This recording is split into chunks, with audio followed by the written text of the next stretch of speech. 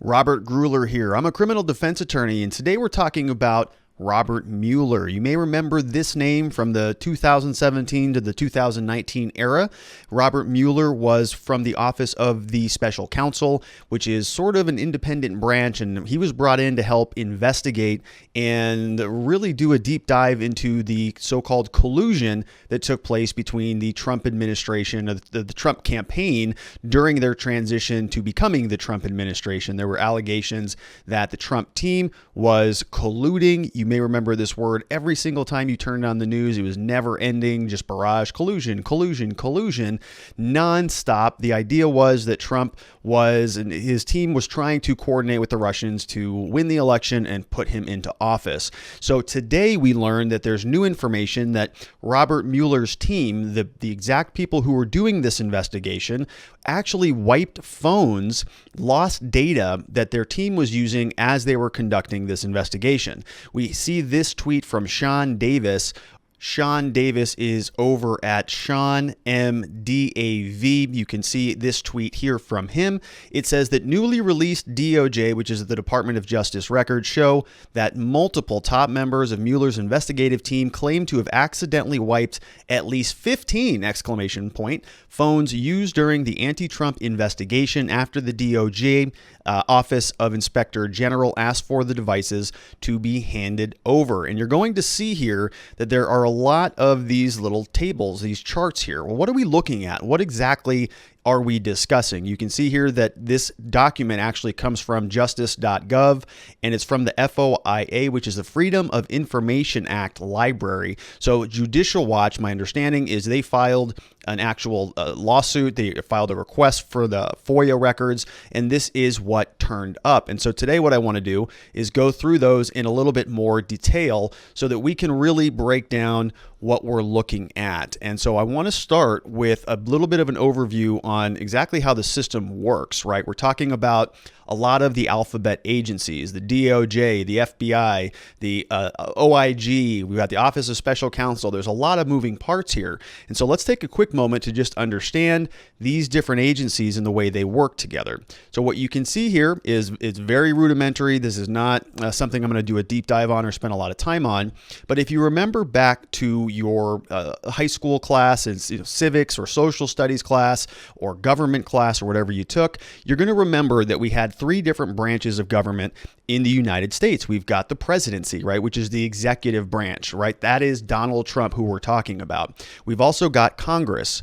We've also got the Supreme Court. Those are the three co-equal branches of government. And so each different government has a different role. The Congress actually passes the laws, the executive branch enforces the laws, and the judicial branch judges the laws. They evaluate them to determine whether they're constitutional or not. So today what we're talking about is the executive branch. And you can see that I have at the very top here the presidency of the United States. Now that is the chief executive. That is the office that governs the two offices below that branch. And these are different parts of the same executive branch. So you have underneath the presidency the Department of Justice. The Department of Justice is a massive agency. It's a huge part of our government. It is led and run by the Attorney General right now. That is William Barr. Previously, you may remember some other attorneys generals who have been Loretta Lynch. You've had Eric Holder, you've got Rod Rosenstein, a number of different people who have had this office that have had really big sort of footprints on the national conversation that we have every day as just citizens. And so the presidency is the chief executive. The Department of Justice is below them. They have the Attorney General who heads up that department, and they also will prosecute crimes. So any federal crimes are going to go through the Department of Justice. Their main law enforcement agency is the FBI. They handle the domestic investigations for a lot of federal criminal charges. So now that we have a quick refresher on how our Constitution and how our government works, what was the issue here with Robert Mueller and this entire investigation? Why did we need special counsel? What was this all about? Well, it would be a little bit strange if the FBI was investigating its boss, or the FBI was investigating the Department of Justice. Or you can see that if we have investigations going a certain direction, it's going to impose sort of incite a big conflict of interest that could take place here. So in other words, President Trump doesn't want his subordinates investigating him. But what happened in this situation is when President Trump was not president yet, it was just candidate Trump, the investigations took place. They were authorized or at least acknowledged by the Obama administration. So at this point in time, if we rewind the clock back to 2015 and 2016, we're going to see that the FBI and the Department of Justice were sort of investigating candidate Trump. We have these text messages from Peter Strzok and from Lisa Page. We've got a lot of information that is being used to sort of imply that the Trump administration is being investigated by the FBI. When President Trump did actually become president, a lot of the same people, the carryovers from the Obama administration, were still in the FBI and they were still in the Department of Justice. And so the Department of Justice wants to get to the bottom of the Russian collusion ordeal. And so they need to have their own people investigate them, right? So what happens if your own people are investigating you? You certainly don't want that. You've got people, it's ripe for corruption. If President Trump appointed the Attorney General, is the Attorney General going to turn right around and investigate President Trump? Maybe, maybe not, but there's a lot of room for bias. There's a lot of room for potential conflict of interest and for corruption. And so in this situation, what we see here is that there's a separate office in the federal government. It's called the Office of Special Counsel. That's this box here, this circle here that I'm diagramming. And so a normal, ordinary investigation, let's say somebody's being investigated for wire fraud, that would go through the FBI's investigation. It would go up to the Department of Justice, which is governed by the presidency, by the executive branch. But when there's potential malfeasance within the branch itself, they have to bring in an outside counsel. They have to bring in special counsel in order to do that investigation. And so that's what they did with Robert Mueller. Now, we have Robert Mueller who's doing this investigation from 2017 to 2019. He reports in front of Congress. We learn very little about actually any real malfeasance between the Trump administration or the Trump campaign and the Russians. There's no concrete evidence that there was actual collusion between the two entities. There is evidence that the Russians tried to influence the election, but not that the Trump administration was colluding with them to influence the election. That was sort of the big takeaway, kind of ended up as being a big nothing burger, and a lot of people were disappointed if they were anti-Trump, and they were sort of relieved if they were pro-Trump. And the whole point is this investigation took a long time. It took a lot of money. There were a lot of people involved, all as part of this special counsel. While this was going on, it was important that as the investigation wrapped up, as Mueller's team finished their work, that the evidence, the materials that they were using, the text messages, the phone calls, the computers, the laptops, all of that stuff is government property. It's all government iPhones. It's all government material. That all needs to be brought back over to the Department of Justice. That it's still part of the same sort of executive oversight. And so the Department of Justice wants to look at the investigation. They said, hey, we're not going to do the investigation. We're going to outsource that over to the Office of Special Counsel. Once they've completed their investigation, they've delivered their findings, they're separate and apart enough that it's impossible for people to claim that they were biased. It's more of an independent fact-finding investigatory body. They're done. Now the Department of Justice wants to take their report, all of the materials, all of the texts, all of the phones, and analyze them and make sure that basically they have a catalog of that. So in the original document that Sean Davis posted, those different tables and those spreadsheets, what we're talking about looks really like this. It's a number of pages. It's very, very long stuff, but it's not particularly, I would say, breathtaking at first. It's not super interesting. Here's what you're going to see.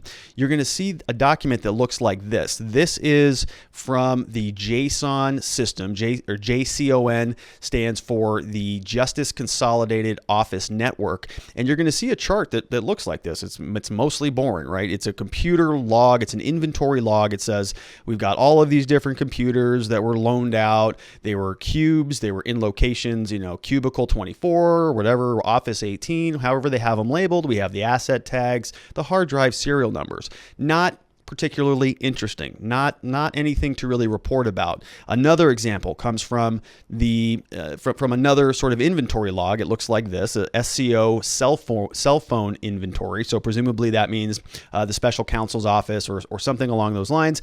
This is what we're looking at. We're looking at these records, these asset numbers, these dispositions. Do we have the item back? Do we not have the item back? We've got check boxes saying, "Yep, I checked that," and that's what we've got. It's all back. It's all in order. No problem there.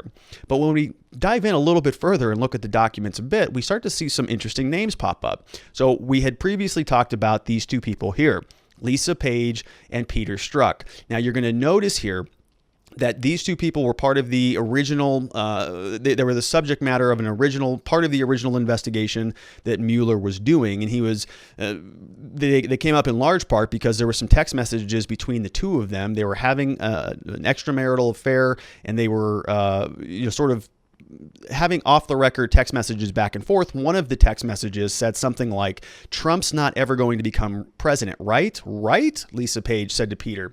And he said, no, he won't. We'll stop it. Strzok responded. And so that's just a clip from one of the many text messages that they had put out there. And this is certainly concerning. Lisa Page was a lawyer for the FBI. Peter Strzok was an FBI agent who's part of the investigation, part of the Comey team. They were investigating the Trump campaign. So you've got these two people who are sending text messages, and it looks like they're sort of trying to undermine the executive branch, even though they work for the executive branch. Trump's elected, he's transitioning into power, and you've got people within his own government who are sort of investigating him and undermining him, which is not what you want in government. You don't want everybody just investigating everybody. There's a hierarchy for a reason. And so this investigation is going on.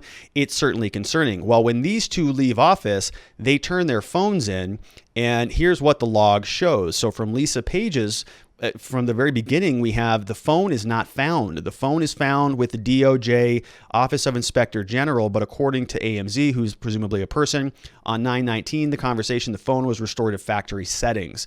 Per the email, the phone was restored to factory settings when they received it. So when Lisa turned her phone back in, the idea is that she just wiped everything. She reset everything. Peter Strzok, he also has his phone turned in. They do an analysis. Now, he did not wipe his phone, not from this log, but it says no substantive text messages, no notes or reminders were found. And the reason they do this, the reason why they have to log these things, is because there's open meeting rules and there's all sorts of government transparency rules, and anything that you're doing that's part of official business in many situations, unless it's classified or highly classified or something like that, it has to be part of the record. It has to be logged somewhere. It's open communication, it's transparency in government, and it's something that we strive for. So when these people are using government phones and then wiping their phones before they're turning it back in, doesn't look particularly good. Now, Lisa Page has been somebody who's been under a lot of scrutiny just in general anyways, but what about some of these other red lines? What are we looking at here? When you're a criminal defense attorney, one of the things you're interested in is looking for patterns, and we're going to see a pretty interesting pattern here. So all of these names, most of them have been redacted. You can see over here the B6, B7C. Those are exemptions to the Freedom of Information Act. So when you file a formal request for government documents, they'll give them to you if they're allowed to do so under the FOIA rules. But in some situations, personal information that's going to identify people that are not relevant to the request, they're going to block those out. So when you see B6, B7C there, those are they're just redactions. They're just protecting people's names who are not really relevant to the actual request itself. That being said, all of these people presumably were part of the Mueller investigation, part of the Office of Special Counsel team, and they were doing the investigation into President Trump, and his campaign. So what we're going to see as you go down is you're going to see these different line items from different people, and we're going to start to see a pattern, right? On 124, per an email from somebody, on 124/18, the phone was in airplane mode. No passcode was provided. The data was unable to be recovered, so it had to be wiped. So as the investigation with Mueller's team was wrapping up, they had an exit procedure. So when you left that office, you had to turn your stuff back in and it would get analyzed. Well, this person's phone, it was in airplane mode, couldn't access it. There was no password, so they just wiped it. And you may think, well, that's not a big deal if it's just one, but we go down to somebody else. Another employee tried to incorrectly enter the password too many times. and the phone was wiped of all data. It was reset on 1/17/18. Another entry, during out processing conversation on 1/24, so-and-so indicated that he had deleted some data to the phone provided to the Department of Justice Inspector General. And it just kind of goes on and on. There's a number of pages that include this type of stuff, but let's talk about another big one. Here we've got another one. We've got on February 12th, 2018, during out processing conversation, so-and-so indicated that she had to wipe her phone because forgot the password. Her phone had to be wiped, reset because the passcode provided was inaccurate and the phone was left in airplane mode. Again, so somebody went through two steps. They turned it on airplane mode and then they forgot the password. We have a pretty big name here who's also on this list. We've got Andrew Weissman, who was the deputy attorney. He was part of Mueller's entire team. He was part of the management, actually, division of that team. He was helping to lead the other people who were on this list. Prior to joining Robert Mueller's team, he was the chief of the criminal fraud section for the entire Department of Justice. This is somebody highly qualified, somebody who's been in government for a long time. He graduated from Princeton University in 1980, one of the best universities in the entire country. He got the Fulbright Scholarship to the University of Geneva. He graduated from law school, from Columbia Law School in 1984. This guy worked for the George Bush administration. He has been in and out of private practice for a long time, some of the nation's biggest, most reputable law firms. But if we look here, on March 8th, 2018, he entered his password too many times. Oh no, and he wiped his phone. Oh man. Oh, don't you hate when that happens? We've got one of the brightest guys literally in the country, objectively speaking, probably has the highest test scores, the best grades, one of the biggest, brightest minds in the legal world. He teaches at different law schools. He's got so much, credentials and all of this background and all of this experience in the government, but can't remember that 4-digit passcode on your phone. And even if you try 10 times, you still can't remember it. And that unfortunately leads to the phone having to be wiped. And it just wasn't him. This is a common thing, right? It's really hard to remember those 4 digits or 6 digits or the swipe pattern or whatever. And, this is a pretty common thing. We have a whole group of really highly skilled, highly qualified attorneys and other individuals working as part of Robert Mueller's team. But for some reason, this is just something that is coincidental. All of these people can't remember their phone passwords. Another one on 3/15 wiped his phone after receiving it. 4/5 LFW emailed, said phone is a brick. We'll need to reinitiate. On 4/24, another one. The phone wiped itself. This comes from James Quarles. He says that the phone wiped itself without intervention from him. He confirmed that he did not use text, that he had no work-related or other related photos prior to it being wiped, even though it just happened to wipe itself. Another one, per an email, someone forgot the password and the phone reset itself. Per a phone conversation, the phone reset itself. The phone was wiped due to a forgotten passcode. Up here on the evening of 5/7. On 5/16, another forgotten password from another phone for another individual. Greg Andre on 5/30. Per a phone conversation, Greg's phone was wiped due to a forgotten passcode, not clear on the exact date. And it just goes on and on and on. Every one of these red lines is just a single person, a single phone of a lot of people forgetting their passcode. Per JCON IT, the phone had to be wiped due to incorrect password, and JCON was not able to unlock it because the AirWatch app had been deleted. And you can see here just another page. It just goes on and on and on. Phone was wiped prior to review. Phone was in airplane mode and the passcode was not provided. Therefore, the phone had to be restored to factory settings. And the last one at the very bottom, phone was accidentally wiped prior to new records review. BizOps email attached to the out processing form. So at the end of this investigation, everybody was just forgetting their passcodes. And this can be something that happens, right? They were on an investigation for 2 years and they had a lot of important things to do, like investigating the president for collusion. One of the biggest investigations, in U.S. history, right? This is an investigation about a foreign country interfering into the United States elections, which is, that could be a basis for a world war, right? If they're trying to interrupt our democracy and ruin our system of government here. So it's a huge problem. And you would think that the records would be maintained and that this type of stuff would be preserved. But unfortunately, the people who were behind that investigation, they just forgot their passwords. So, you can ask yourself the question, was that a coincidence? Did they all just happen to forget their phones when they had to turn them back into the DOJ? Or is that really the true collusion in this case?